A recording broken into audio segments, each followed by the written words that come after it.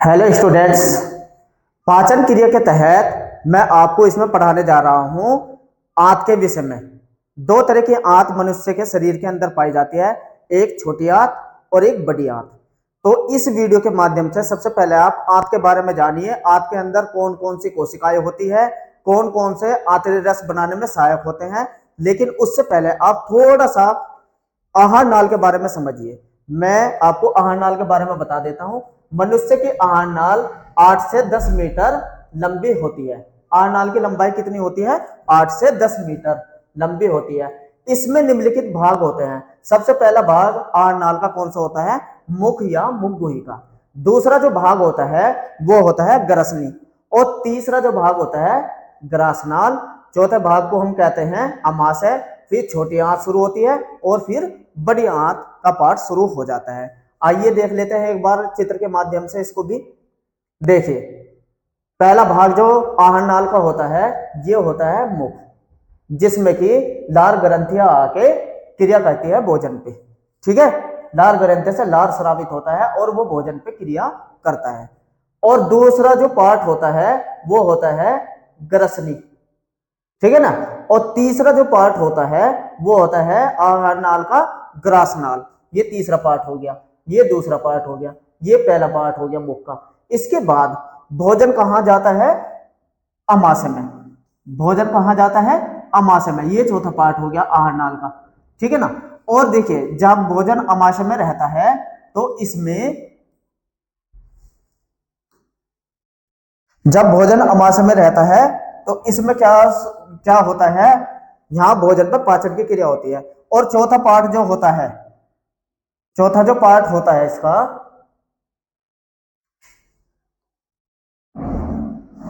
देखिए चौथा जो पार्ट होता है वो होता है छोटी आंत। ये हो गया छोटी आंत। ठीक है ना। इसे का छोटी आंत का एक पार्ट होता है ग्रहणी। फिर पाचन क्रिया ग्रहणी में होती है।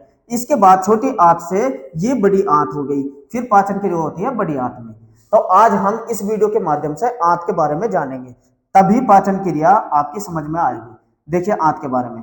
आंत, जिसे इंटेस्टाइन भी कहते हैं, आंत के बारे में समझिए क्या बात होती है। यह दो भागों में बटी होती है आंत। एक छोटी आंत स्मॉल इंटेस्टाइन और दूसरी होती है बड़ी आंत यानी कि लार्ज इंटेस्टाइन। छोटी आंत के बारे में समझिए, स्मॉल इंटेस्टाइन के बारे में कुछ बातें। यह 6 से 6.5 मीटर लंबी होती है। यह 6 से 6.5 मीटर लंबी होती है। इसमें 3 भाग पाए जाते हैं छोटी आंत के। कौन कौन से? पहला हो गया ग्रहणी, जिसे ड्यूडेनियम भी कहते हैं। पहला भाग आंत का आता है ग्रहणी, ड्यूडेनियम का। यह यू के आकार की 25 सेंटीमीटर लंबी होती है। ड्यूडेनियम के लिए खास बात, यू के आकार की होती है और 25 सेंटीमीटर इसकी लंबाई होती है। और अग्नाशय वाहिनी तथा पित्त वाहिनी इसी भाग में खुलती है। जो अग्नाशय वाहिनी होती है, डक्ट होती है, अग्नाशय से जो भी अग्नाशय रस आता है और पित्त वाहिनी से जो पित्त रस आता है वो ड्यूडेनियम में ही आके मिलता है, ताकि भोजन पे इसकी क्रिया हो सके। ठीक है ना। इसके बाद आंत का जो दूसरा भाग होता है छोटी आंत का, उसे कहते हैं मध्यांतर और इसे कहते हैं जेजुनम। क्या कहते हैं? जेजुनम। और इसकी खास बात, इसकी लंबाई 2.6 मीटर लंबी होती है। कितनी होती है? 2.6 मीटर लंबी। ये 25 सेंटीमीटर मात्र। और छोटी आंत का जो मध्यांतर भाग होता है उसकी लंबाई होती है 2.6 मीटर। और तीसरा जो भाग होता है क्षुद्रांत्र, क्षुद्रांत्र, यह इसे इलियम भी कहते हैं। तो छोटी आंत के 3 भाग आपको याद रखने हैं बहुत अच्छे से। किसी भी एग्जाम में पूछा जा सकता है आपसे कि ड्यूडेनम किस अंग का भाग होता है, तो छोटी आंत का। या जेजिनम किस आंत का भाग, किसका भाग होता है? जेजिनम किसका? छोटी आंत का। तो इनमें से इलियम कोई सा भी ऑप्शन में से आपसे पूछ सकता है किसका भाग होता है? अमाशय का, लिवर का, आंत का, ऐसे ऑप्शन मिलते हैं। तो आपको क्या ऑप्शन लगाना है? इलियम का। यह भाग कुंडलित होता है और 3.5 मीटर लंबा होता है। यही छोटी आंत का सबसे बड़ा भाग होता है, इलियम। ठीक है ना। लेकिन पाचन की क्रिया कहां होती है? ग्रहणी में, ड्यूडेनियम में। ठीक है। नेक्स्ट देखिए, छोटी आंत को देख लेते हैं। ये देखें छोटी आंत के, देखें जब भोजन स्टोमक में आता है, स्टोमक से जैसे ही भोजन एकदम इसमें जाएगा, ये होता है छोटी आंत का ड्यूडेनियम यानी कि ग्रहणी। यही इसी में ही पाचन की क्रिया शुरू होती है। ये जो हरे हरे से कलर की और फिर ये पीले कलर की ये कुंडलित भाग दिखाई दे रहा, ये सब छोटी आंत है। कहने को तो छोटी आंत है लेकिन इसकी लंबाई सबसे ज्यादा होती है, क्योंकि इसका व्यास कम होता है इसलिए इसे छोटी आंत कहते हैं। और बड़ी आंत लंबाई में बड़ी आंत छोटी होती है लेकिन इसका व्यास ज्यादा होता है इसलिए इसे बड़ी आंत कहते हैं। ये होता है बड़ी आंत, ये भाग है कहाँ का, बड़ी आंत का। तो हमने क्या, मैंने अभी आपको बताया छोटी आंत को 3 भागों में बांटते हैं। सबसे पहला भाग ड्यूडेनियम आ गया, ग्रैनी।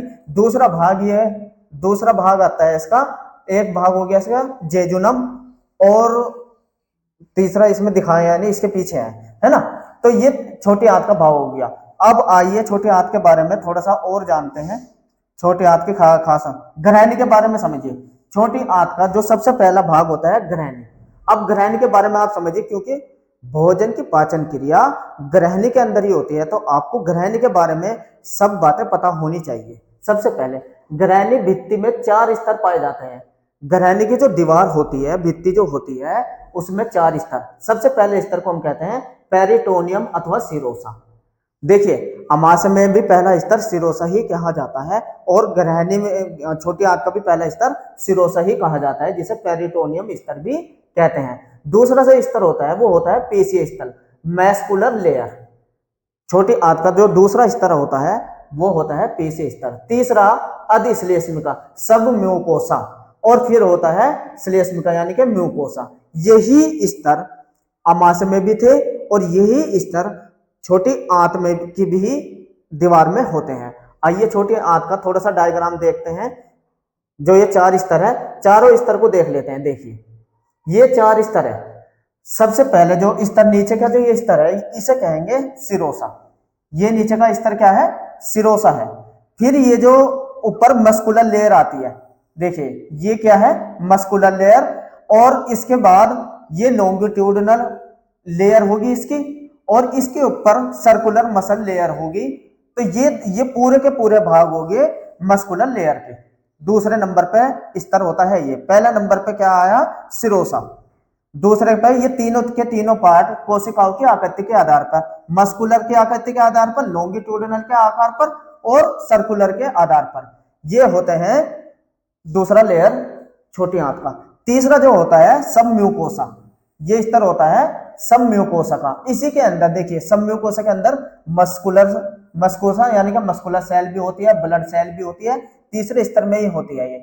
और जो चौथा स्तर होता है, देखिए ये बना लेते हैं इस तरीके की, एक तरीके से क्या बना लेते हैं, आकृति बना लेते हैं, और इसी में ही रस का निर्माण होता है। इसे क्या कहेंगे हम, इसके अंदर ही ब्लड वेसल्स, ये ब्लड वेसल्स होती है, ठीक है ना।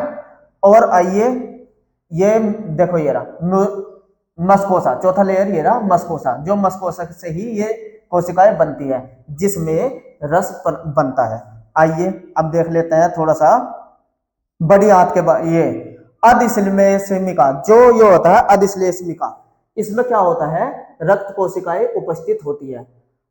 अमाशय में भी इसी दीवार के अंदर रक्त कोशिकाएं पाई जाती है। लसिका, हमेशा जब भी क्वेश्चन पूछा जाए दीवार के बारे में कि किस दीवार के अंदर रक्त कोशिकाएं उपस्थित होती है, या तंत्रिका कोशिकाएं उपस्थित होती है, या लसिका वाहिनियां उपस्थित होती है, इसका आंसर आएगा सब म्यूकोसा। और यही क्या कहते हैं, ब्रूनस ग्रंथियां इसी के अंदर पाई जाती है। ये ग्रंथियां पाचक रस का स्रावन करती है। बहुत ज्यादा इंपॉर्टेंट, ब्रूनस, ये नाम याद रखना, ब्रूनर्स की ग्रंथियां कहां पाई जाती हैं। उत्तर होता है छोटी आंत की किस कोशिका में, अधिश्लेष्मिका स्तर के अंदर। और ये क्या करती है, पाचक रस का स्रावन करती है। जो चौथा लेयर होता है छोटी आंत का, जो चौथा लेयर होता है उसे कहते हैं मस्कोसा यानी कि श्लेष्मिका की परत उंगली रूपी, ऐसे वलन बनाएगी उंगली रूपी, ये में वलित होती है। इन्हें विली कहते हैं। ये उंगली जैसी संरचना होती है, इन्हें विली कहते हैं, ताकि भोजन इसमें अच्छे से लुगदी बन जाए भोजन की और आगे सरकता जाए। तो ये विली कौन बनाती है, मस्कोसा की परतें क्या बनाती है, विली का निर्माण करती है। बहुत इंपॉर्टेंट है। और ये क्वेश्चन भी पूछा गया है कि विली का निर्माण कहां होता है, छोटी आंत के अंदर। और इनके बीच के रिक्त स्थान को लिबर कोहन की दरारें कहते हैं। बहुत ज्यादा मोस्ट इंपोर्टेंट, इसके बीच का जो ये स्थान खाली बचता है इसे कहते हैं लिबर कोहन की दरारें। कितनी बार एग्जाम में पूछा हुआ क्वेश्चन है, लिबर कोहन की दरारें कहां पाई जाती है, तो वो पाई जाती है छोटी आंत की किसके अंदर, श्लेष्मिका की जो गुहिका बनती है ये तो है विली, और जो बीच की ये जो खाली स्थान सा होता है इसे कहते हैं हम लिवर कोन की दरारें। ठीक है ना। पाचन की क्रिया के दौरान इनका सबका प्रयोग होता है, तो आप वहां समझने में आपको आसानी हो जाएगी अगर आपने यहां समझा। बात करेंगे बड़ी आंत की। बड़ी आंत की लंबाई 1.5 मीटर, कहने को बड़ी आंत है लेकिन लंबाई छोटी आंत से कम होती है इसकी। और इसके भी कितने भाग होते हैं, यह 3 भागों में बटी होती है। सबसे पहला भाग सीकम, फिर कोलन, फिर मलाशय। तो इस तरीके से बड़ी आंत के वो हम 3 भागों में बांट देते हैं। जैसे ही छोटी आंत को 3 भागों में बांटा था, इसी तरीके से बड़ी आंत के भी 3 भाग होते हैं। आइए वे भी देख लेते हैं 3 भाग कौन कौन से होते हैं। देखिए सबसे पहले ये रहा सीकम, ये वाला भाग जो होता है इसको हम कहते हैं बड़ी आंत का सीकम भाग। पहला भाग तो ये। दूसरा भाग, जो दूसरा भाग होता है कोलन, ये यहां से लेके कोलन, ये भी और ये भी, ये पूरा कोलन है। तो ये वाला कोलन कहते हैं असेंडिंग कोलन, यानी कि ऊपर को जाना, असेंडिंग माने ऊपर। फिर ये होता है ट्रांस, ऐसे, इसको कहते हैं ट्रांसर्व कोलन, ऐसे।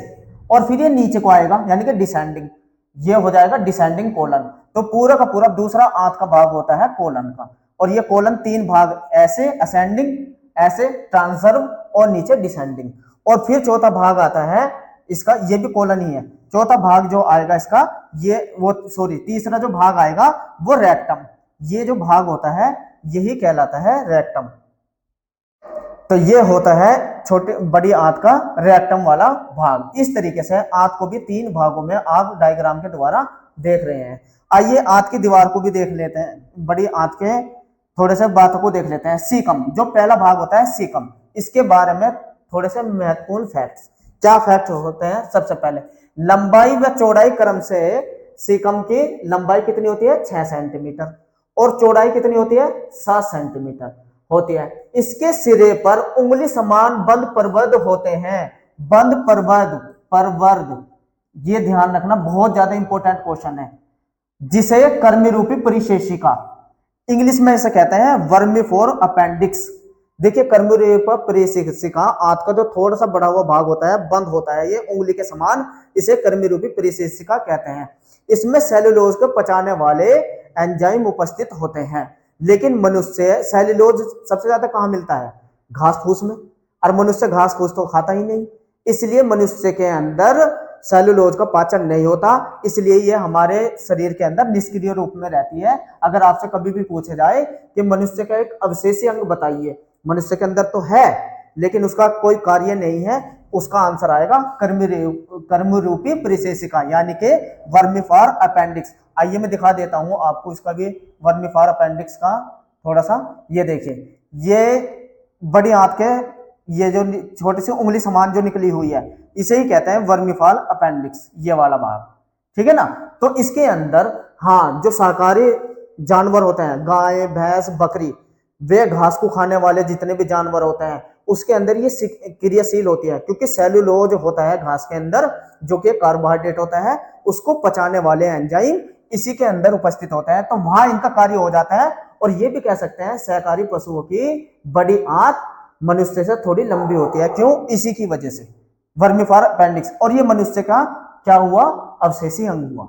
अगर अवशेषी अंग क्वेश्चन पूछता है तो यही आंसर हो जाता है अवशेषी अंग का। दूसरा जो भाग होता है कोलन, मैंने अभी आपको बताया दूसरा भाग होता है कोलन। इसकी लंबाई 1 से 3 मीटर, और ये उल्टे यू के आकार का, उल्टे यू के आकार की, अभी दिखाई थी ना, असेंडिंग, ट्रांसिव और डिसेंडिंग। तो इस तरीके से 3 भाग में। फिर तीसरा भाग आता है मलाशय, जिसे रेक्टम कहते हैं। लंबाई 16 से 20 सेंटीमीटर। इसकी भीतरी सतह पर श्लेष्मा स्रावी कलश कोशिकाएं, इंपोर्टेंट, बहुत बहुत ज्यादा इंपोर्टेंट, मलाशय के अंदर ग्लोबुलेट सेल पाई जाती है। ये क्वेश्चन पूछा जाता है, ग्लोबुलेट सेल कहां पाई जाती है, बड़ी आंत के किस भाग में पाई जाती है, मलाशय में पाई जाती है। ये मैं आपको इसलिए बता रहा हूं, जब मैं आपको पाचन क्रिया बताऊंगा तो वहां इनका नाम बार बार आएगा, इसलिए पहले मैं आपको अमाशय और आंत के बारे में बता रहा हूं। तो ये हुआ आपका आंत के बारे में पाचन क्रिया के तहत पूरा का पूरा टॉपिक। इसमें मैंने आपको मुख गुहा के बारे में बता दिया, अमाशय के बारे में बता चुका और आंत के बारे में बता चुका। इसके बाद हम पाचन क्रिया के तहत आहार नाल में पाई जाने वाली पाचक ग्रंथियां और उनसे कौन कौन सा रस स्रावित होता है ये पढ़ेंगे, और जो कि बहुत ज्यादा इंपॉर्टेंट क्वेश्चन होता है। थैंक्स जुड़े रहने के लिए।